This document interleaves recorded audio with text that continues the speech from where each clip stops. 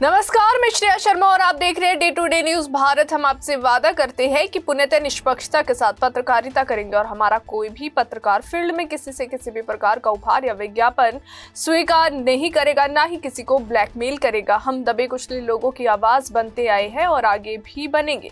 साथ ही हम ऐसी कोई खबर नहीं दिखाएंगे जिससे हमारी भोली भाली जनता मूर्ख बने या उन्हें किसी भी प्रकार का कोई धोखा मिले। हम लोकतंत्र के चौथे स्तंभ को और अधिक मजबूत करने की पूरी कोशिश में लगे हुए। बात करते हैं खबर की, जो इस वक्त की बड़ी और अहम खबर है जो महाराष्ट्र से सामने आ रही है। महाराष्ट्र की राजनीति एक बार फिर गर्म है और इसकी सबसे बड़ी वजह है देश की सबसे अमीर नगर पालिका मुंबई महापालिका यानी बीएमसी।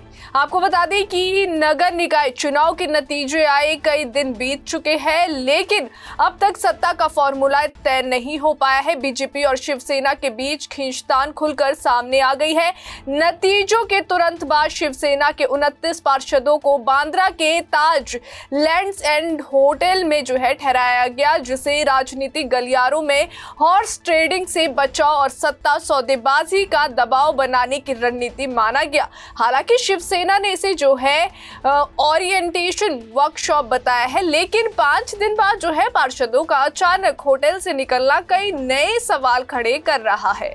अगर नतीजों की बात करें तो बीएमसी की कुल 227 सीटों में बीजेपी सबसे बड़ी पार्टी बनकर उभरी है और उसे 89 सीटें मिली है, जबकि शिवसेना को सिर्फ 29 सीटों पर संतोष करना पड़ा।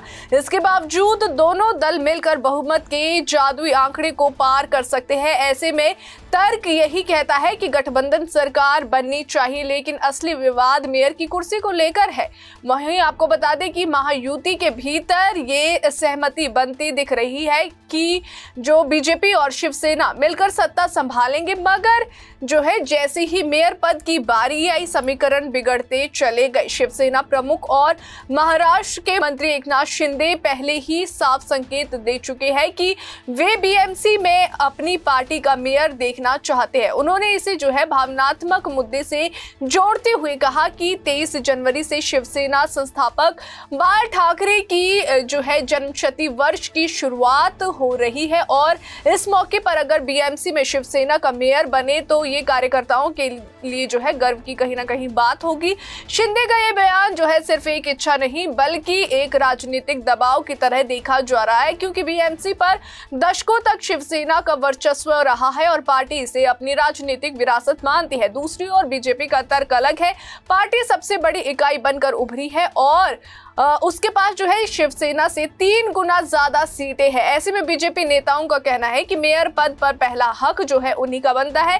बीजेपी के लिए ये सिर्फ एक पद नहीं बल्कि मुंबई जैसे आर्थिक केंद्र में अपनी राजनीतिक पकड़ मजबूत करने का सुनहरा मौका है। अगर बीजेपी यहाँ मेयर बना लेती है तो ये महाराष्ट्र की राजनीति में उसके वर्चस्व को नई ऊंचाई देगा। यही वजह है कि दोनों सहयोगी दलों के बीच टकराव बढ़ता जा रहा है। शिवसेना द्वारा पार्षदों को होटल में ठहराने की घटना ने इस टकराव को और ज्यादा हवा दे दी है। बाहर से भले ही इसे ओरिएंटेशन वर्कशॉप कहा गया हो, लेकिन अंदर खाने ये संदेश साफ था कि पार्टी अपने विधायकों को किसी भी संभावित टूट से बचाना चाहती है। आपको वहीं बता दें कि 5 दिन बाद जब पार्षद होटल से बाहर आए तो सियासी हलकों में चर्चा तेज हो गई कि या तो कोई आंतरिक सहमति बन गई है या फिर अगली रणनीति की जमीन तैयार हो चुकी है।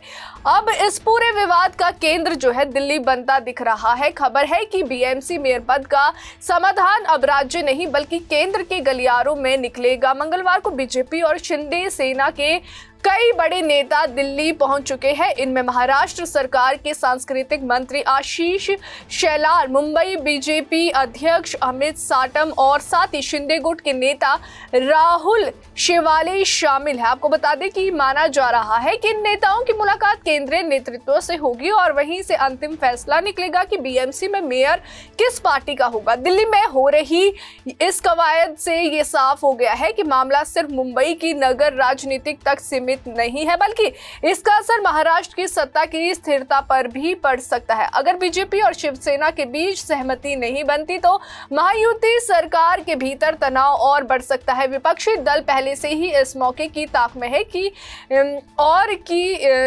किसी भी टूट को भुनाने के लिए तैयार बैठे हैं। वहीं आपको बता दें कि राजनीतिक जानकारों का कहना है कि दोनों दलों के पास जो है खोने के लिए बहुत कुछ है। शिवसेना अगर मेयर पद गंवाती है तो उसे अपने कोर वोट बैंक के सामने सफाई देनी पड़ेगी कि मुंबई जैसे उसके गढ़ में सत्ता क्यों हाथ से निकल गई। वहीं बीजेपी अगर झुकती है तो उसे ये संदेश जाएगा कि सबसे बड़ी पार्टी होने के बावजूद वे अपने अधिकार के लिए मजबूती से नहीं खड़ी हो सकी।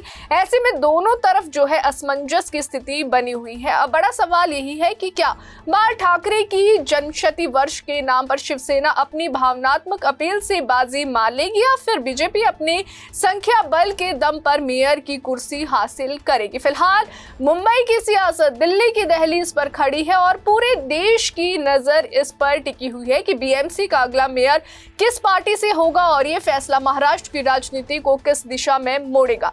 अभी के लिए फिलहाल इतना ही। देश और दुनिया की ताजा खबरें जानने के लिए देखते रहिए day to day news Bharat और हमारे चैनल को लाइक, शेयर और सब्सक्राइब करना ना भूलें।